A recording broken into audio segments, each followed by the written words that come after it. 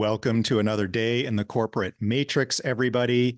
We are joined here today by Krisstina Wise, a good friend of ours from long ago, and she is very wise on how to be wealthy and how to fix your finances, which is exactly why we brought her here today, because as both an employee and an entrepreneur, I can tell you that so many of us, and maybe almost all of us, have this low level and in some cases high level stress about our finances. How are we going to retire? Do we have enough money to stay healthy? Do we have enough money to become an entrepreneur? And how do we do that when we've got bills to pay and we're suddenly in charge of our own paychecks? So I'm really excited that we invited Krisstina to talk about all things finance and help us get over both our fears and our anxieties around the financial realm of our lives, which is huge and in the forefront of most of our thoughts every day. I'm here with my co-host, Heidi. Heidi, any words that you have to the group before we start the podcast? I think we should just get right into it because we are all about storytelling. And we start off most of our podcasts, Krisstina, with a story. And I would love for you to share with the listeners of how did you become Krisstina Wise, so wise about your finances? Well, we don't have enough time for that story because that's a life journey. Yeah. But what I'd like to share there is today I teach people money. I have a money education company because money's not taught in school. And even though we're good at making money and we're great at spending it, that's about as much knowledge as we have around this thing that affects a great part of our life. Everything is funded by our money. And I never thought I'd be teaching this. It's not what I set out to do. It's not like I had this ambition that I want to be this money educator and coach and consultant but it happened naturally and organically. Short story, see how short I can make it. But my career started in real estate, and it started in real estate sales, and I did really well in sales. Like many of us that are more entrepreneurial, hustle, worked hard, learned what I needed to learn, got really great at sales. And I did, I was always top in my city when it just came to real estate sales. And what happened with that was here I was making more money than I could ever imagine making. And I found myself in this situation where I'd gotten divorced. I'm a single mom. My 100% commission job completely fell apart because I was fighting for all these material possessions in a divorce, and I was paying more attention to that than I was paying attention to my own business and career. And literally, I went from making a multi-figure six-figure income to nothing. But more than that, I was divorced and all this money went to attorney's fees. Like I said, fighting for all this stuff and not paying attention. And coming out of the divorce, I realized, unbeknownst to me, that we had 6 figures of credit card debt and we had another 6 figures of tax liens. So that was the first moment that here I was busting my ass every single day and barely having a life because this career was 24/7. And I had no clue that I had these judgments against me. And the reason why is because I abdicated the money to my husband at the time. And really, no fault to him. I'm not blaming him.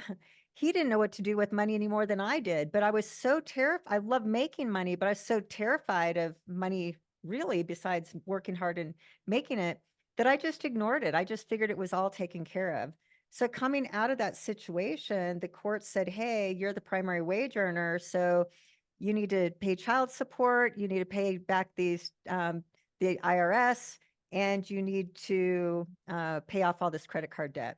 So here I'm starting this new part of my life with how do I build a 100% commission job as a single mother, pay off $250,000 of debt and tax liens, and get back on my feet.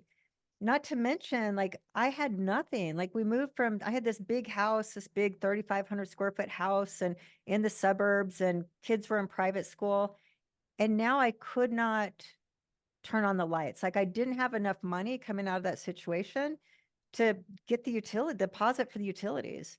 And the only thing that saved me then was, even though I felt like I kept it quiet, nobody knew what was going on, I had these colleagues and peers at work, because we all, hung out and got along, and they came in and somehow they got wind of how bad my situation was. And they came in, they turned on the lights, they paid 6 months utilities, they filled the refrigerator, they brought over blankets and sheets and towels, and they just completely, set us up. And thank God, I mean, to this day, I don't know what I would have done. Like, I had no options. I mean, maybe go to work at somewhere to try to make minimum wage or something. I didn't even know what I would do. So on one hand, in that moment, I was so grateful, because what a gift that these people just came in a time of need and helped, even when I didn't even ask. On the other hand, I was just filled with so much shame.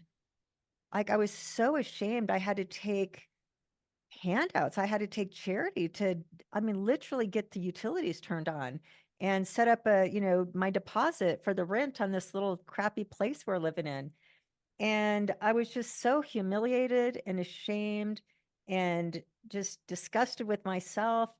And then what was, again, what was so confusing to me was, I was like the top earner in my company.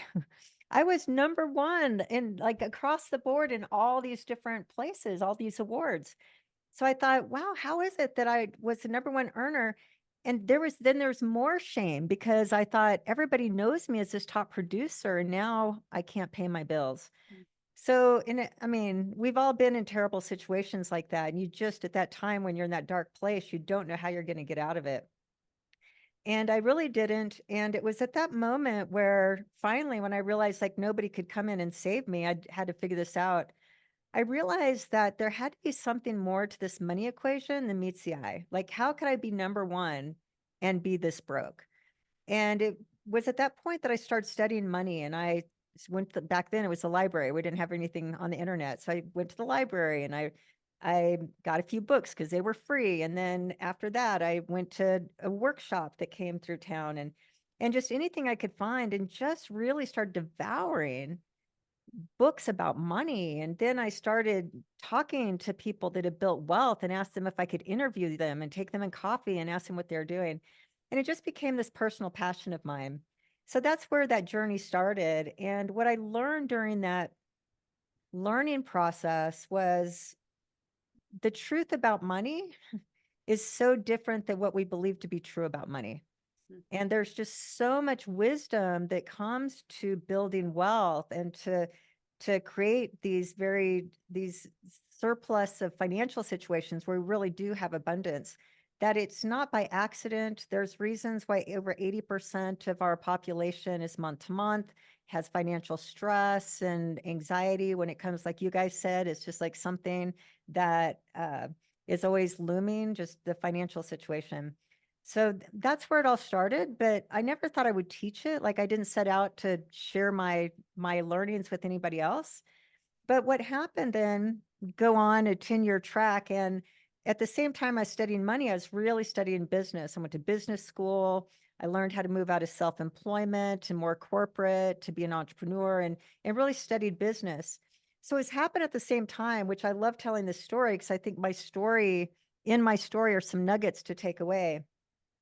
Is that what had happened is that personally and privately, I was managing my money really well. I was investing. I was starting to build my net worth and do all of these things personally that I had been learning from the money standpoint.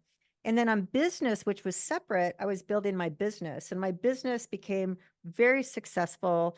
I left real estate sales and built real estate brokerages and training companies and mortgage companies and title companies, and really built this really successful business enterprise and became very well known in the space.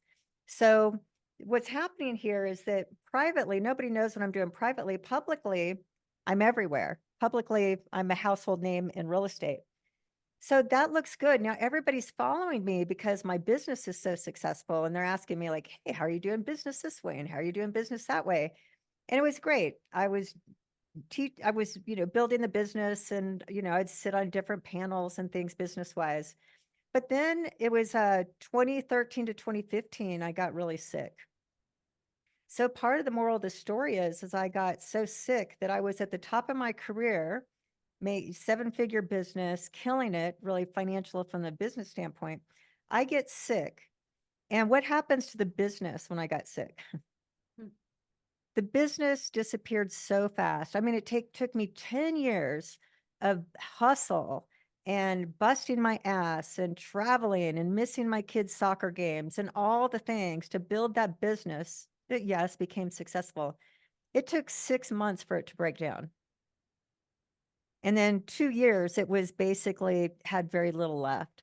So it's just became this other aha moment of like, whoa. But the kind of the takeaway there from the financial standpoint is that publicly everybody followed me because of my business success, but it was my private money that saved my ass. Because at the time, it took me more than $250,000 to save my life at that point, far more than that, over the years since then.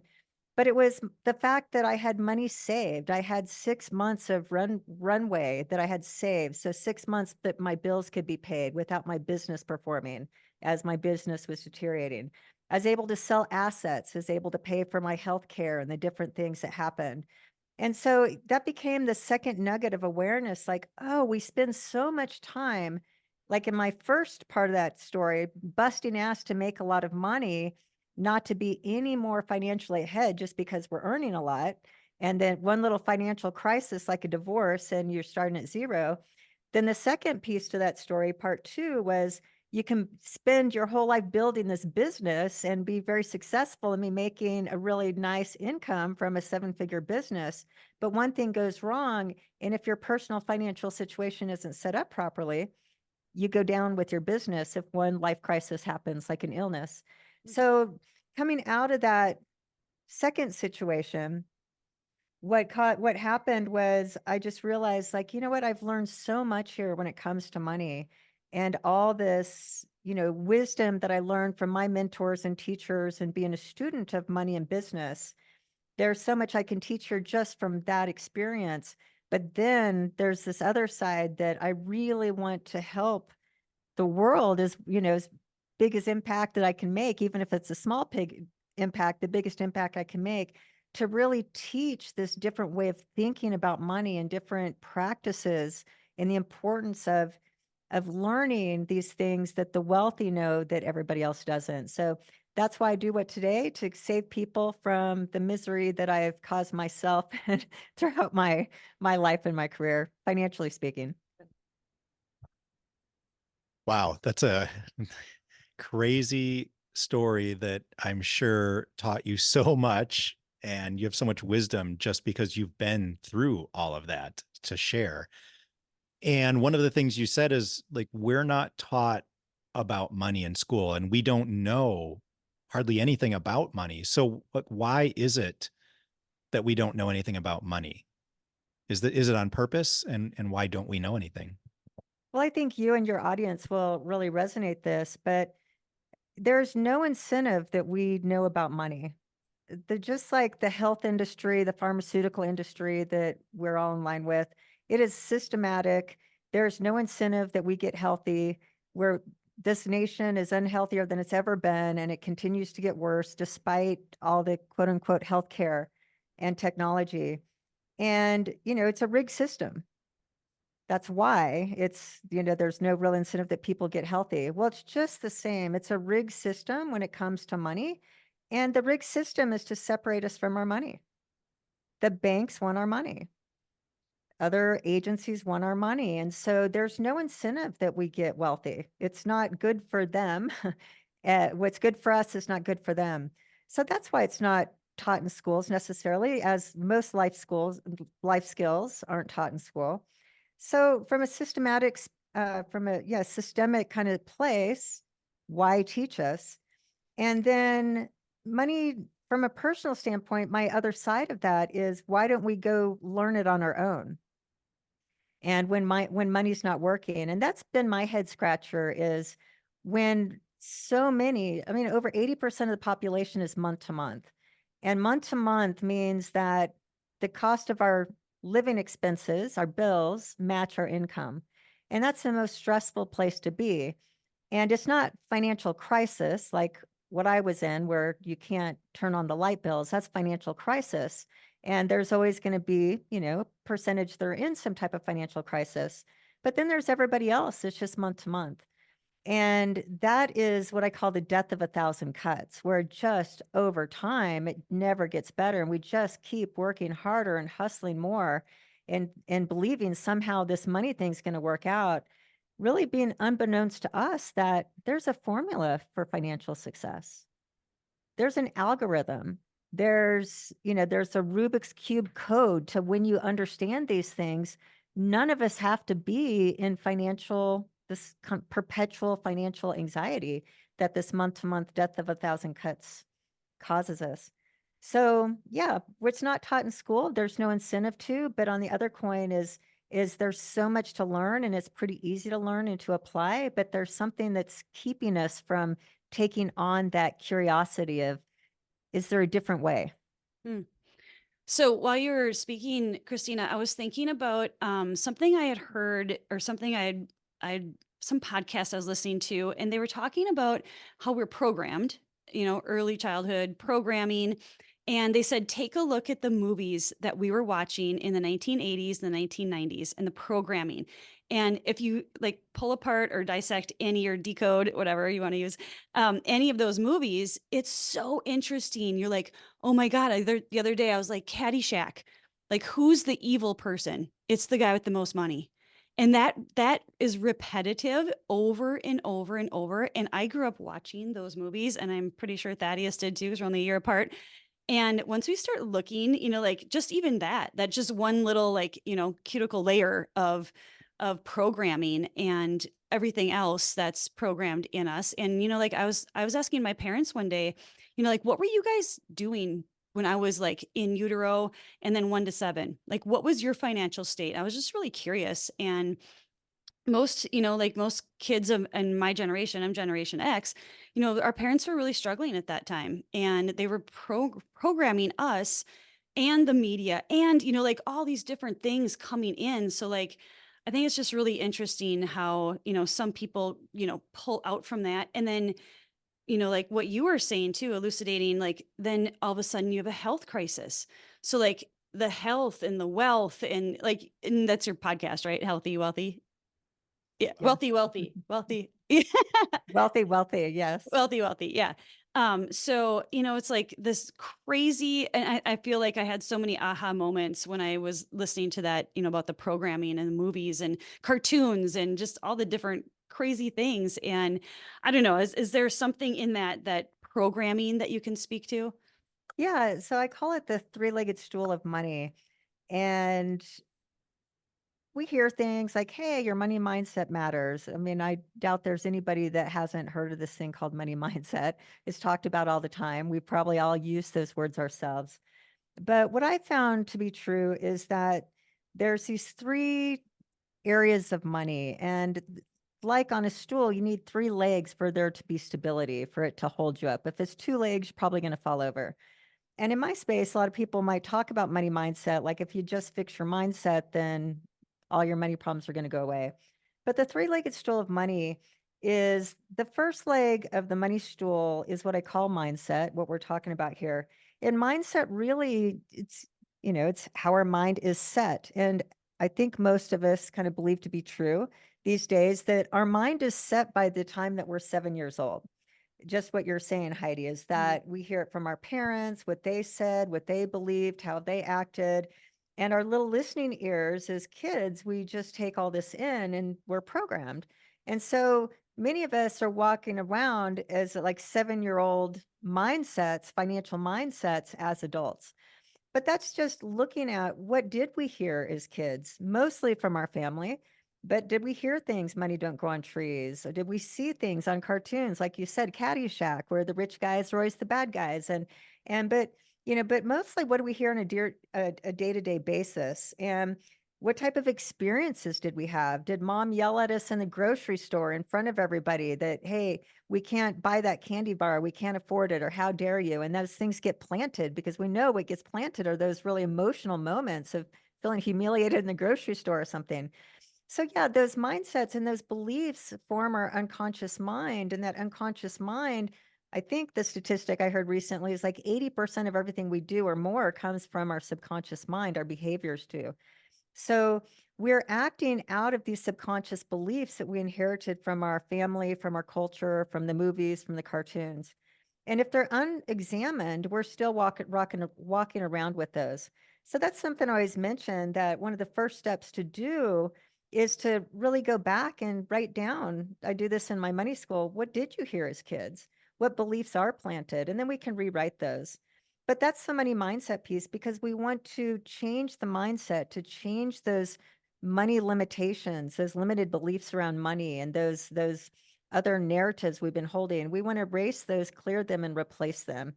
And pretty easy. That's not hard to do, but it's something we need to do. Like, those mindsets aren't going to get reprogrammed unless we intentionally reprogram them. And I believe the reason why we're in this 80% break even month to month is because we haven't taken the time to do some of these simple steps. Again, this isn't hard. You can work with a money coach like me or others, and we can clear those things pretty quickly, for example. The second leg of the stool is what I call your relationship with money. And it's a little subset of mindset, but your relationship usually comes from your mindset, but your relationship is how you behave with your money, how you interact with it. And that's what a relationship is. Now, when we're afraid of money, or we have these beliefs that I'm not good with numbers, or I don't like money, or whatever these subconscious things are that we're carrying, how that moves over to our relationship with money is that it causes us to avoid it, neglect it, sweep it under the rug, be afraid of it, not talk to our parents about it, not talk to our children about it, hope that it's all, not open our bills, not manage it. So that's what if our mindset is an abundant mindset and a reworked one, but when we start to fall in love with our money, with our mindset, and believe that money is this tool and this energy, and it can fund our life, the more money we have, the more impact we can make, and the more generous we can be, and good people can do great things with money, good money, and changing these beliefs. And that when we can move that over to our relationship, now it's like, oh, I want to manage it, I want to count it, I want to spend time with it, I want to show my money that I'm grateful for it and I love and appreciate it, based on the amount of time that I really do spend with it. And that takes time. And it's just like our spouse. Heidi, if you started neglecting Thaddeus and just neglected him, and every time you saw him, you just complained to him, and no matter what he did, it was never enough. And then you just left all the time and didn't come home and never nurtured anything. Then, Thaddeus probably gonna be like, this isn't really working for me. I think I might spend some time elsewhere, because that's the relationship. But if you, like, when they say in marriage therapy, is to start versus saying I love you, it's like, show I love you. And it's the behaviors, not necessarily the words. And then it's like, all of a sudden, it's like, hey, let's do a date night. And hey, let me cook you dinner. And can we spend more time together? And let me show you that I love you. And that's a healthy relationship, when we're probably going to get back. You're probably going to get a lot more good that you want out of Thaddeus than the other situation. Our money is just the same thing. So it's really important to have this really attentive, loving, kind, compassionate, empathetic relationship with our money that causes us to want to be with it, to take care of it, just like we take care of our children, we take care of our pets, we take care of our jobs, we take care of our business, we take care of our spouse, we take care of ourselves. We need to take care of our money. What would be And an example of that, Krisstina? What do you mean specifically by that? yeah, I mean, for the most part, is managing it, is to make sure it's organized and that you're managing it. Like, I talk about managing it in QuickBooks and having a personal profit and loss, and just making sure you're profitable each month, and setting up money goals and money dates, and know how much money is enough, and to be able to know you're saving and investing to be able to hit these future self numbers. And the mindset around that, though, is those are some specific things, but the mindset is, we have to know the difference between income and wealth. And when we don't understand the difference between income and wealth, we're just in the income game. And the income means I work really hard to make more money, to be able to spend more money on things that I think will make me happier. And you make more money. It's called Parkinson's law or expense creep. And as the more money you make, the higher your expenses go. That keeps the break even going forever. Thinking someday in the future, when I have more money, I'll save, invest, I'll do these other things. But what we want to do when we're in the wealth game means like there is a day that I want to retire, or a day I don't like the word retirement. There's a day I want to be financially free, financially independent, financially sovereign, where I don't have to worry about going to a job, going to my own business, and I have enough money that's going to pay the bills, where the money pays the bills. And that's called wealth. So with my students, I do this exercise. It's called How Wealthy Are You? And it's a really good exercise that I think is illuminating. But the exercise is that if I wave this magic wand and I say, Thaddeus, starting tomorrow, you can never work another day in your life. And oh, by the way, Heidi can't either. So you can't work to make any more money. So that's rule number one. The second thing is I say that you don't want your lifestyle to change. So you don't want to have to sell everything, for example, to be able to stay alive. So how wealthy are you means that how long can you pay your bills? How long can you stay afloat? To continue living at your current lifestyle without bringing any income in. Again, the statistics show that, again, this 80% number is like 83% that can't last more than 3 months. And that the can't last more than 3 months is with all their savings and investments. Yeah, exactly. So what that is that they don't have enough extra cash or assets sitting around to be able to pay the lifestyle bills. So to your point, Thaddeus, the third part of the exercise is that what I have everybody do is look at all of your cash and assets and add them up. You can't include your car, assuming that we're an asset anyway, and you can't include your personal residence because you don't want to move. So add up all your other assets minus liabilities. And if you could sell, I don't know, the baseball cards, if you could sell the guitars, if you could sell whatever we could sell that doesn't have any real value, day-to-day value, and anything else, whatever cash we have in the bank, add it all up. And let's say that our monthly bills were $10,000 a month, and let's just say we could sell everything for $30,000. We have, including the cash we have in the bank, we have 3 months of living. So that's called you're 3 months wealthy. But again, that's wealth because you could last 3 months. So what we want to do over our working life career is we want to extend that. We start at 0 when we're, get out of college and start working. And we just want to add from 1 month to 2 months to 3 months to 4 to 6 to 12 to 24 to 48, so on and so forth. But if you make financial freedom your goal, then you have a plan and you know what you need to do to be able to build what's called wealth or income producing assets, that at some place your assets then pay for the cost of your lifestyle. And then you're 100% wealthy. That's called financial freedom, where, let's say for me, I have a real estate portfolio. So that's where most of my net worth exists. And that real estate portfolio that I've been building now over 20 years, even losing everything, like I said, once when I got my health crisis, I basically had to cash everything in. Now, number one, I was able to cash all that in because even though I was building this business, I was also building my net worth. So it enabled me to pay for everything. When you're especially in a health crisis, the last thing you want to do is worry about money. And I think that was my saving grace, is I actually had this personal wealth that I had been building. But that allowed me to get started again, and I had to start from 0. But even starting from 0 again, once you know how to do it once, you can do it over and over and over again. But let's just say that real estate portfolio now, it covers the cost of my lifestyle expenses. So that's what financial freedom is that I don't have to do this day job anymore if I don't want to, because my assets pay for the cost of living. That's the goal. That's the goal we all want. We all want financial freedom. It's an unsaid desire, but we want to make it conscious. It's important to say, I want to be a millionaire. I want to be financial free. It's a commitment. I'm putting that stake in the ground. I'm going to organize all of my money moving forward to make sure that I hit that stake in the ground, that timeline. So that's the difference between income and wealth, and how wealthy you are. And how to do that is, again, this is still in this relationship leg. How you do that is the mindset shift is we want to be partners with our money. It's a partnership. So it's mindset first, behavior second.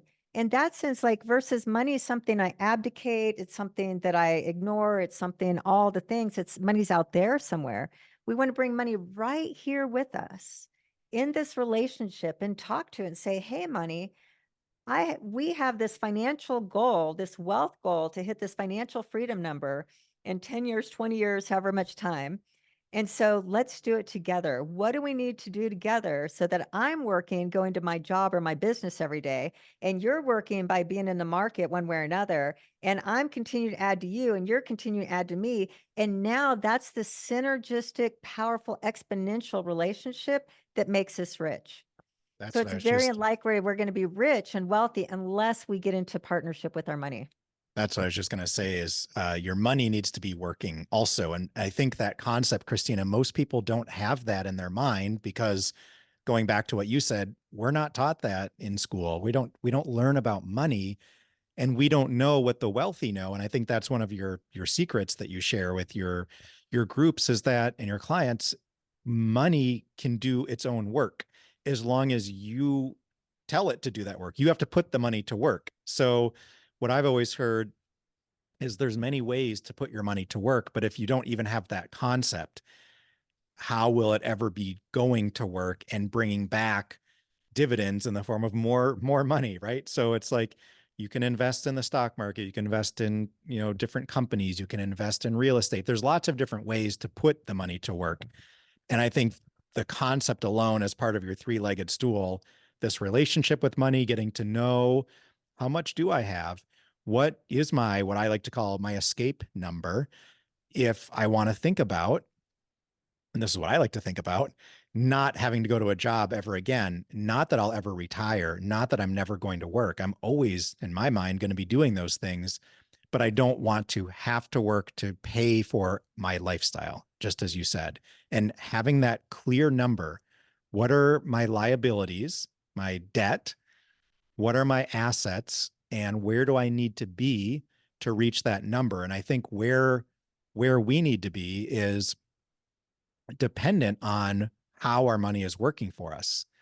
Because there might be a number, like someone might say, oh, if I had $1 million, that seems like low in today's dollars, but if I had $1 million, I could retire. And that might not be accurate in any way, shape, or form. It depends on how much you're spending per month and your lifestyle and what you have that money invested in, and whether you're taking out, dividends from it, or if you're taking out the actual capital, and how long that would last and how old you are. Like, I think there's a lot of criteria, and most people have never thought, and we need to get to the third leg of the stool. Most people have never thought of this relationship portion. So they've never gotten clear on how old do I want to be when I stop working for money to pay for my lifestyle? How much do I need? How much am I spending? And how much is my liabilities? Because it's going to be a different number for everybody based on all those factors. So there's no one right answer of just saying, if I had 3 million bucks, I know I could retire forever, because it depends. And that might not actually be true. So, and some people that I know have retired on $500,000 or $300,000 because they retired at age 30. They needed very little in life, like very little, and they can live off, $500 a month. That's not true for most people. And so knowing your values and your lifestyle is really the key. And so I think that's a lot of what you are explaining when you teach people about the money relationship leg. Yeah, absolutely. And it's really it's a choice of how we're going to relate to our money moving forward. And that's relationship piece. And then, part of this is that where I coach is what I call this first rung of the ladder.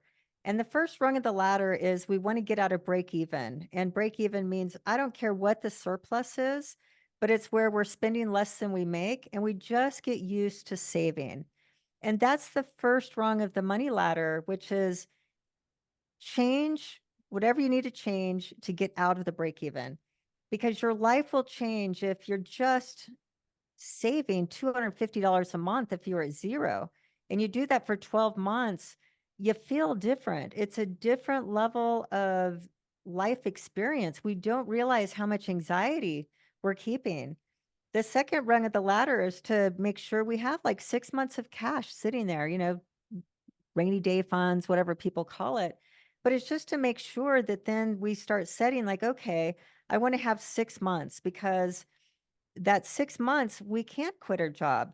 If we're going to go into this entrepreneurial world and you're going to leave the day job, you need 12 months. Don't leave your day job without having 12 months of living expenses. They're ready to go. It costs to start business. You have to pay your bills. I can't tell you the number of stories. I mean, I talk to people every day.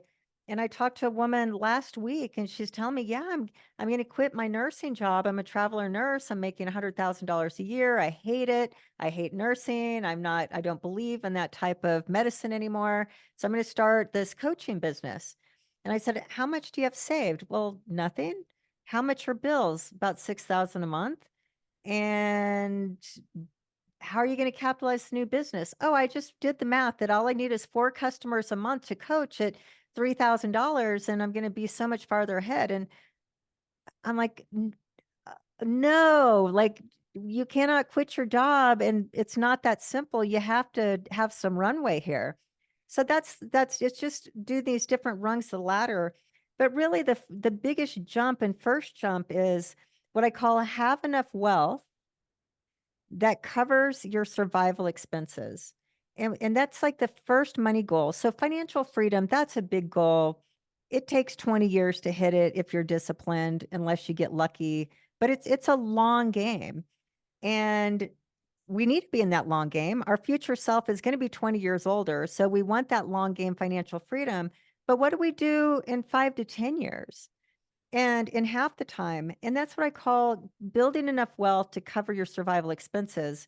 And I ask it like this, like everybody listening, how would you feel if you had a trust fund that covered your mortgage, your car payments, your groceries, your insurance, your health insurance, your gas, some basic clothing, just kind of the survival expenses. We're not talking about vacations. We're not talking about world travel. We're not talking about some of the more luxurious things, but just the basics. And if we think about that, like, holy cow, like think of how much easier life would be if we had a trust fund that just covered the basics. And let's just say the basics are, let's make up a number, $50,000 a year, just basic mortgage payment, very little to no debt because we have everything paid off and we're just living, again, not the added stuff that adds all the juicy stuff to life.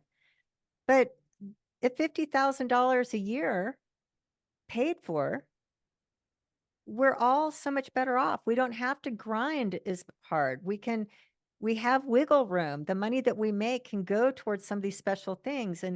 And that is so easy. That is so easy to do, but we're not doing it because we're not starting with the goal that I need to, have that $500,000 is going to throw out $50,000 a year or whatever those percentages are going to be so that I can 10 years from now, I can be at this different rung of the ladder where I don't have to worry about covering the survival expenses anymore because my money's covering those. And that's what you're saying, Thaddeus, is that we have to put our money to work so our money can pay some portion of our bills. And it just keeps layering like different layers of a cake that you start with one little layer that maybe can cover, $1,000 a month. And then the next layer, and then your survival expenses are covered. And then you keep layering that, let it build. And then one day you wake up, it's like, holy shit, my entire life is covered. And that's where life radically changes. So yeah, that's just all part of us not knowing that's the goal. And that's what I call what I think is the most important financial question we can ask ourselves. And the most important financial exercise we can do is figure out this answer to how much money is enough. Mm. And to your point, Thaddeus, it's different for everybody. So we all need to know our number. And I call that discovering your freedom number. Mm. I like that. Your freedom number. The third rung on the stool too. Yeah, before we do the third rung, so everyone has to wait a little bit longer.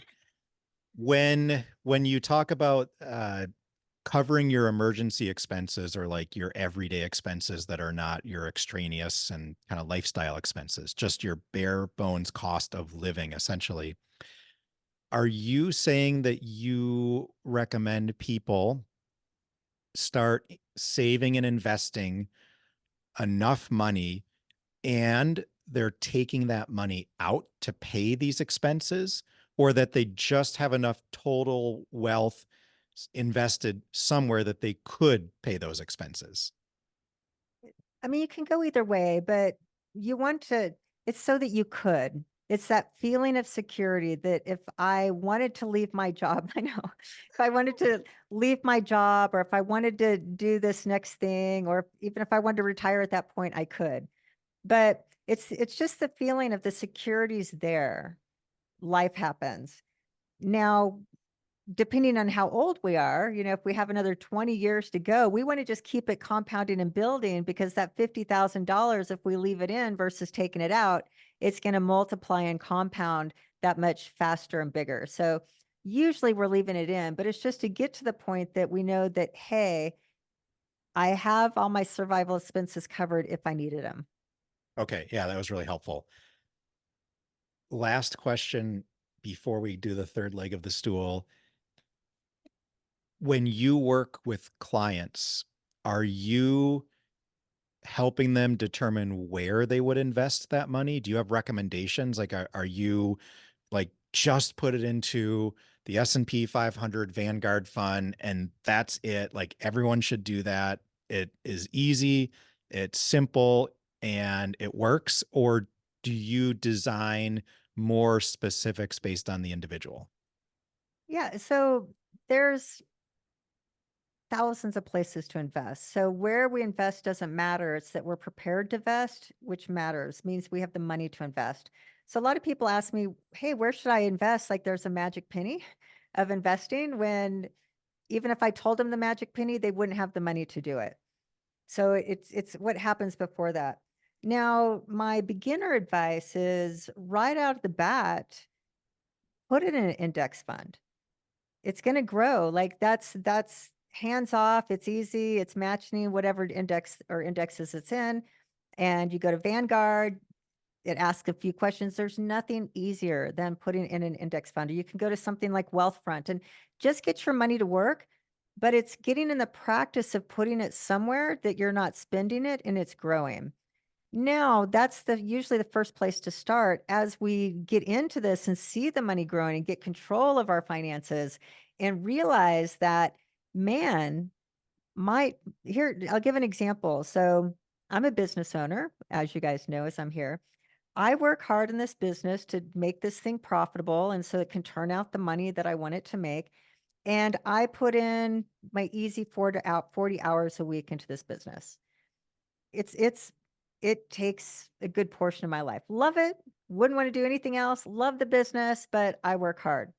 Now, my assets pay me 3x that this business does. And I put in a few hours a month in managing my assets. That's huge. Hopefully everyone caught that. So, And again, it's so this other Chris, thing, like to think it's about that, crazy. that's where we want to get, is that our assets, they're working 24/7. It's always compounding 365 days a year, no holidays, no anything. So there will become a time when you do this religiously, there becomes, there becomes a day when it flip-flops where it's like, oh my God, my money is outperforming me. And that's what we want to do. Now it takes however many years it takes to do that, but it's going to happen. And that's the day to celebrate. But we don't even know that that's a possibility that we can create for ourselves. Wow. So that'd be like if I'm making $50,000 a year in my job, your assets that are making money on their own are making $150,000 a year. So that's pretty incredible to think about, like what you've been able to create and what you teach people to create. So I've one more question I thought of, which is a lot of uh, people that are entrepreneurs that are in the financial space have told me and others, don't invest in your company's 401k, even if there's a match. Like you can use that money to do other things. So, since a lot of corporate people listen to this, what are your thoughts on whether you should invest in a corporate 401k? And if it has a match, do you invest up to the match and that's it? Do you do nothing? Do you put the money somewhere else? Any thoughts on that? Yeah, in most cases, it's always individual to individual, but in most cases, my mantra is match, don't max. So match because it's free money and there are some benefits to retirement plans. The problem is that with the corporate mentality, because we don't know how much money is enough, there's this belief that this 401k is going to be enough money for this day I retire. And in most cases, it's way far short, way short of the money we need to retire without going down in lifestyle and to live that extra 30, 40 years we all plan on living, especially, following all your biohacking advice. So we plan to live these long lives and the 401ks aren't setting us up. But we've been kind of schooled to believe that as long as I'm maxing out my 401k, I'm going to be fine. Do your own numbers. You're probably going to find by doing them, you're going to be far short, but maybe not. But the point is that I say match it because it is free money and there are benefits of some government programs, which are what retirement programs are. So take advantage of those, but don't max it out. Whatever that percentages that might max it, instead take that money and put it where you're not going to pay fees. You're going to get probably better returns. You're going to have control over that money. So anything that's locked up in government programs that are all these retirement vehicles, 401ks, self-directed IRAs, you name it, that we don't have control. They're very regulated. And, if you need the money, you pay high fees on it. And so you don't have control of the money. You're taxed on it depending on later, which taxes are going to be higher later than sooner in most of those cases. And they have age limits and all these types of restrictions. So, but there are some benefits. So take advantage of the benefits, take advantage of the free money that your company is pitching in, but know how much more money you need to invest on top of that to make sure that when you want to, have that choice of turn it all in if you want to, that you'll have enough money to do so. Okay, that's really helpful. All right, ask your question now, Heidi. Oh, it was just the third rung on the stool. So the third rung of the stool, so we have mindset, relationship, and the third one is the pragmatic piece, and that's just what I call the skill set of money. And it's learning how to do basic bookkeeping. It is understanding money, the nomenclature of money. What is capital? What is income? What is wealth? What's an asset? What's a liability? I call it the financial literacy piece. Literacy meaning, we all know and believe that if we cannot read and write, we have a lot of limitations in our life as to how much we can earn just not being able to read and write. Well, if we want to build wealth and be wealthy and financially free, we need to become financially literate. We need to understand these terms. We need to understand how to run a profit and loss and read a profit and loss. We need to know how to run a personal balance sheet and read a personal balance sheet. We want to be able to know how to talk with our CPA. We need to know the basics of tax strategy. I was just consulting one of my private clients on some tax strategy. And I'm not a CPA or accountant or anything close, but just because I've learned the basics of this for my own sake, I learn things and I go to my CPA and say, this was like 2 years ago. I said, hey, I just learned something about called the Augusta rule. And my CPA, who's really he's like, the what? And I said, the Augusta rule. I think I can save probably $20,000 in taxes by this Augusta rule. So he goes and looks it up and he says, oh my God, you're right. So we started doing the Augusta rule. And he's a smart guy, but there's 70,000 pages of tax code. Like, these CPAs have a tough time keeping up, but just being in and just being in the money and learning and listening things. And now I can give some pretty basic tax advice, just from what I know without, I'm not even anywhere close. I wouldn't know how to file my tax return if I tried. But it's stuff like that, where it's just where we want to become literate. We want to become financially intelligent. We want to learn these basic skills that are are the skills required to generate wealth, and just the basic money laws and principles we need to follow so that we can have this, what I call just financial success, freedom, a feeling of abundance, peace of mind, getting out of that constant, just grind and that feeling that plagues so many of us. I think that's a really important aspect of that stool, and it reminds me also, Christina, of growing up. My dad was always having conversations. There's a thumbs up again. Was always having conversations like with my brother, and I mean, I was a little bit around it, but like, why wouldn't he have those conversations with me? I mean, both of my parents actually, and it was always like this don't talk about it, hush hush thing. Like it was very strange money talk in our house anyway. And my parents were pretty affluent like growing up. So um I don't know, there was just like this really funky thing about it in the home, but it just makes me think about women and money and being financially, literate. And it's just something like I never learned the language. And I'm very artistic, I'm right brained, I'm creative. And it's like this whole other side of my brain that I'm like, I just like, it doesn't interest me. So, like, if there are other people out there that, kind of feel that same way, like, how do you, like, I guess it's a mindset thing, right? I mean, you got to get your mind around, like, oh, you can learn this, you can do hard things. And like, what kind of advice would you give? And we can do hard things. The thing is money's not hard. It's just it's taken on a new discipline. If Mm. somebody's new to exercise, getting to the gym on a regular basis seems like the hardest thing in the world. And it is hard at first, just pushing some heavy weights, getting to the gym, turn it into, getting to the gym even when we don't want to. We'd rather sit on the sofa. And we're all kind of geared that way. I mean, I exercise 5 days a week and I still have to talk myself into it most days of the week. So I think it's just, but it's not like it's hard. It's just there's things that are easier. Yeah, But sure. money is the same way. It's, what I just call it, like going to the money gym. That if you Mhm, want to be fiscally fit, if you want to be financially fit, you have to go to the gym. You have to lift the heavy weights. mhm. But the heavy weights means you get into QuickBooks, you hit a few buttons, you look at a few things.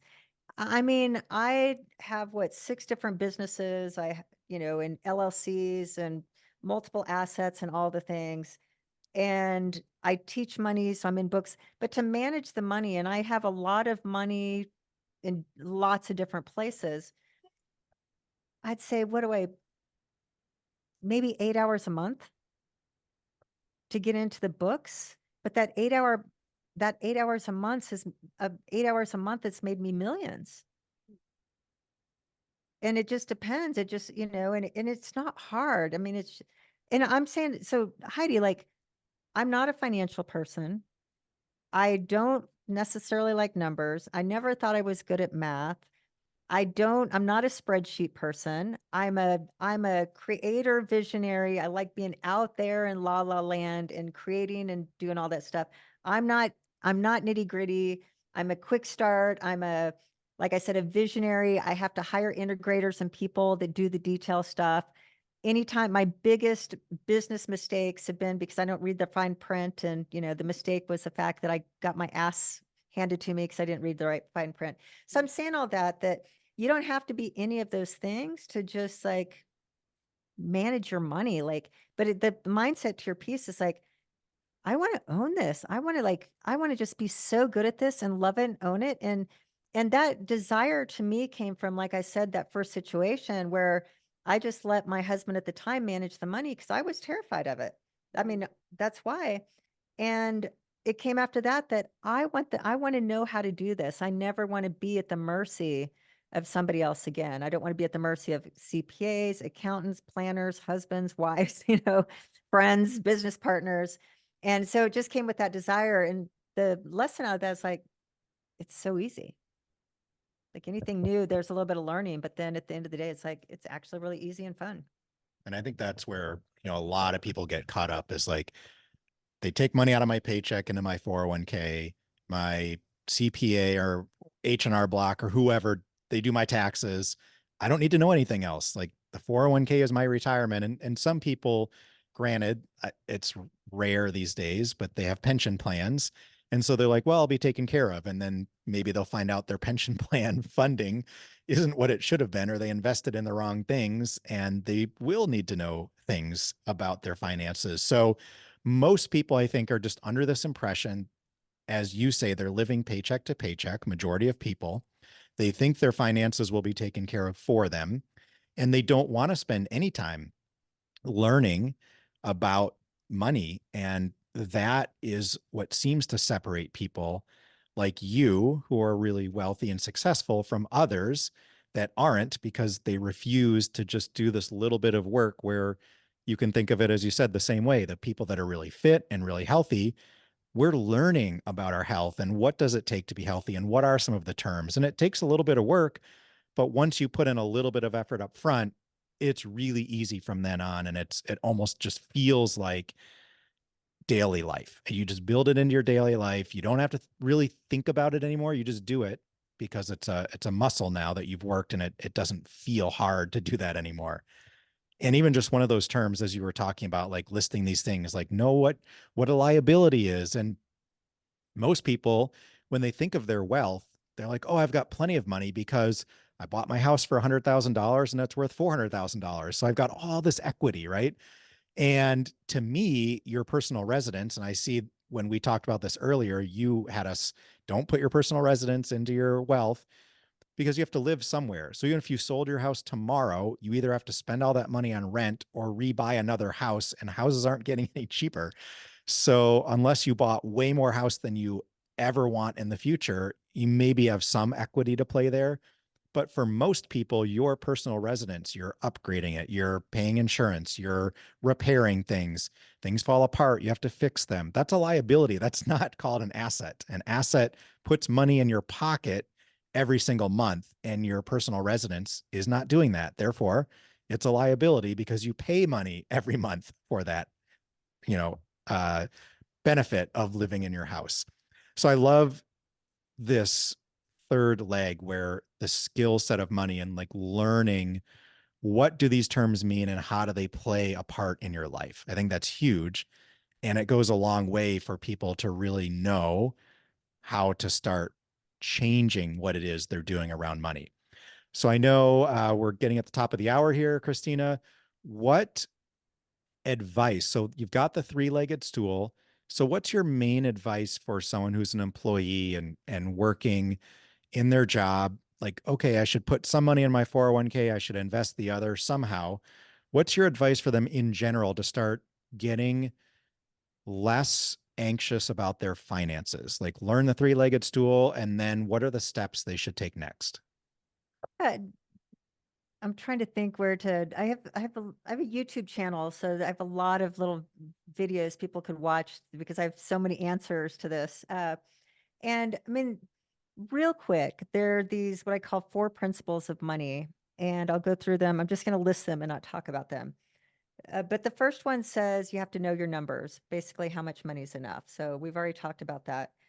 The second principle says you have to create a surplus. And I ask people when I speak to audiences all the time, I said, okay, raise your hand if you want to be financially free. All hands go up, of course.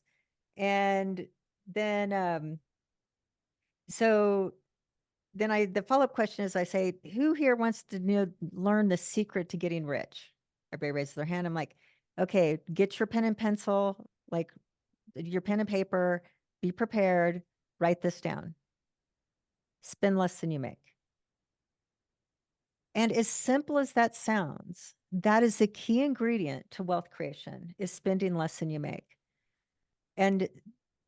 But we're in break even.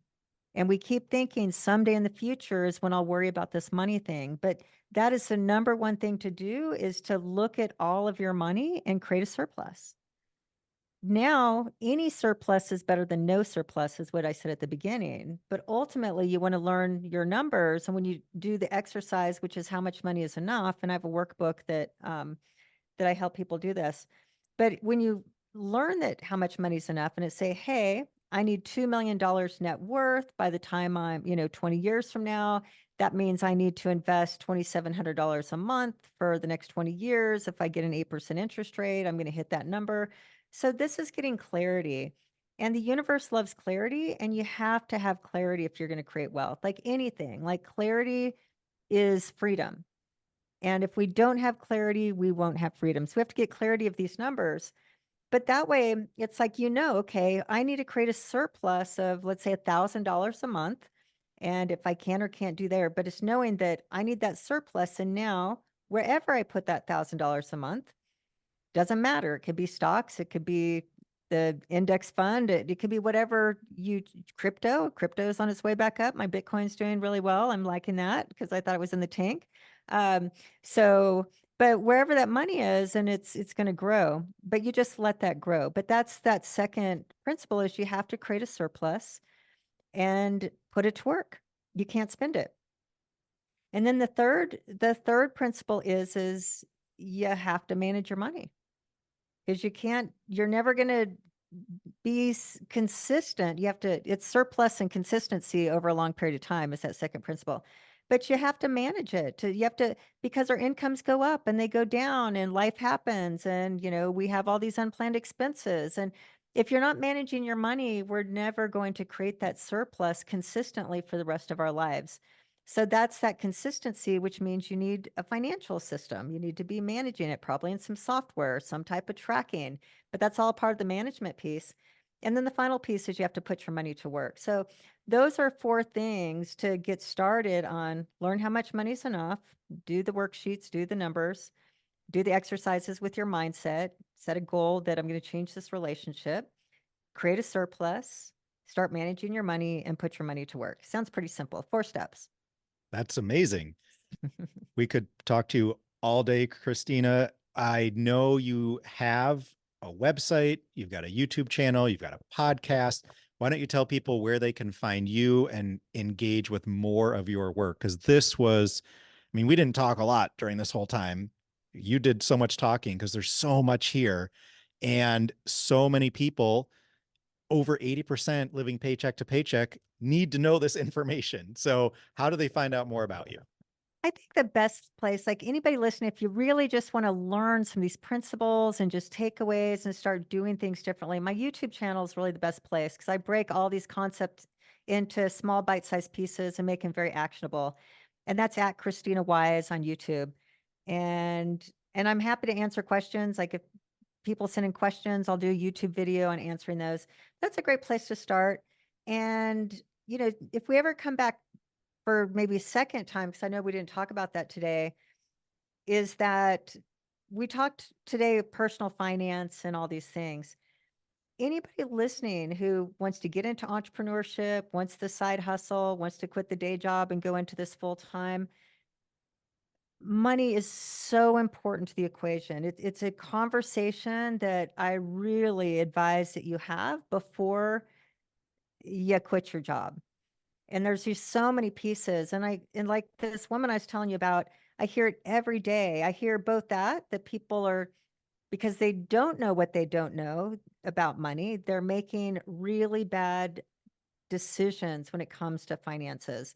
And the writing's on the wall. I mean, I know what's going to happen to her because it's cause and effect. It's cause and effect of money. Like it's predictable when you know the few things that I know, and I don't even know that much. So I hear situations like that, and I'm just hoping I can save her from making a big financial mistake. The financial mistake she's making is she's not considering the money at all. She's just high concept believing it's all going to work out and she's going to be profitable in this business from day one, blah, blah, blah.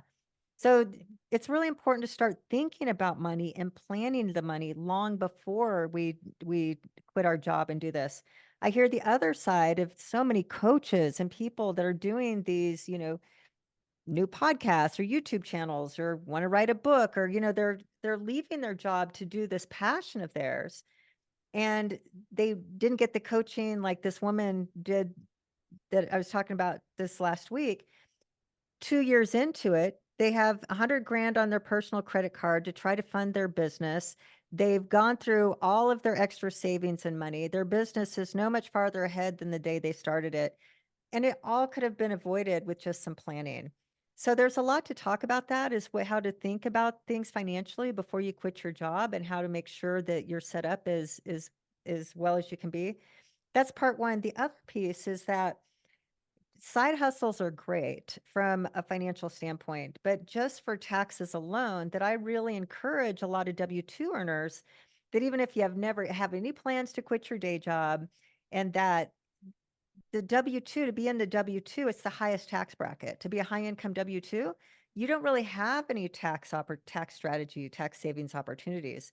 So just by creating an LLC, making a little money in it, just whatever you can do to do that, then you get a whole new set of tax write-offs that you can funnel money through this new business that allows you to keep more money in your pocket. So once we keep, peeling back the layers of the onion, there's just more money under this layer and more money under that layer, more money under that layer. And you just keep going. And that's where money becomes fun because you just learn things that you don't even have to work harder to make more money just by saving money on taxes. I think that'd be a great part two, would be W-2 earners, how to start a side gig that could turn into a full-time gig, but it doesn't need to. So I think there's an opportunity to save a lot of money and to buy things that are now expenses that wouldn't have been expensable before. And most people that are W-2 earners that have the corporate jobs, they have no idea what they're missing out on just by having a little side business where they, I mean, we can talk about this next time, but they can do something that they're passionate about anyway, if they're going to do something like that, and it can be fun and very lucrative. And I'd love for us to talk about that. Anything else, Heidi? Yeah, so I follow Cody Sanchez. Are you familiar with Cody? Oh, absolutely. Yeah. She's awesome. She's so funny. She has like these great videos and they're like, start a, LLC in other people's real estate and you can set up glamping, blah, blah. It's just so outrageous. And then it was interesting because I came across another video, they prompt you with another video. And it was like, why Cody Sanchez is full of crap and none of her ideas are good. And it's just like somebody slamming her or whatever. I'm just like, oh my God, there's just so much information out there. So I think, part two, I just wrote down how to go from W-2 earner to LLC side hustle. I think that'd be a great concept and a great title just to help people, explore that and whatever. I think it'd be fun. And I really love how at the end here, Krisstina, you were just like, it can be fun, right? It doesn't have to not just me personally, but I feel like it's always this like impending doom, money, and it's this attachment we have to it.